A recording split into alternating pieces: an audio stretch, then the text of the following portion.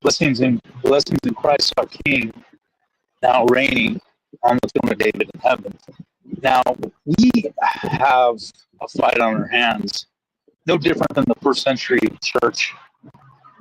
And you see this fight in real time in the book of Acts, in the epistles of the blessed Apostle Paul. Judaizing has various forms. You know, you have your Messianics, you have your Hebrew roots, and a bunch of different streams within that worldview. You also have the evangelicals who believe in a future earthly kingdom and that type of thing.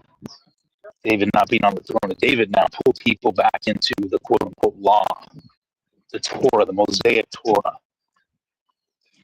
And they use a lot of sophisticated arguing. What you'll notice in these discussions is a lot of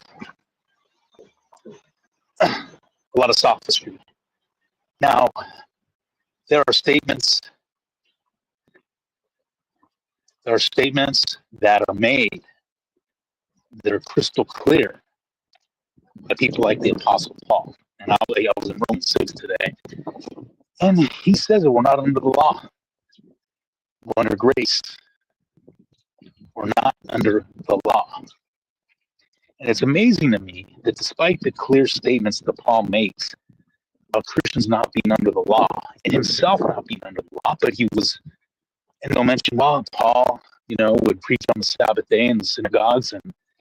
But remember what Paul said, to a Jew, I'll be a Jew, to a Gentile, a Gentile.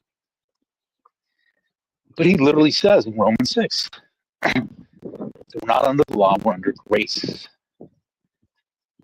And this brings us to the accusation that will follow by these Judaizers, that we're lawless. Well, what does Paul say? Do we sin because we're not under the law? God forbid. Right? He says, God forbid. Then he talks about our getting baptized into Christ's death and coming out of the water to newness of life, to live according to the resurrection of Christ, which means to live righteously and to not sin. So, therefore,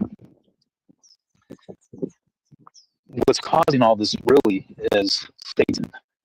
And I know that sounds pretty dramatic, but it's true because he is the one that would love nothing more than to pervert the gospel. He's not going to give you Thor. He's not going to give you Zeus or Apollo or Jupiter. What he's going to give you is a cheap imitation of the true gospel. And that cheap imitation is so-called Torah keeping. I call it so-called because these people aren't keeping the Torah. They're under a strong delusion. And I believe this is the latter time strong delusion of the last days, which seeks to create a false messianism. And this false messianism is very law-based, right? Going backwards after God had advanced his kingdom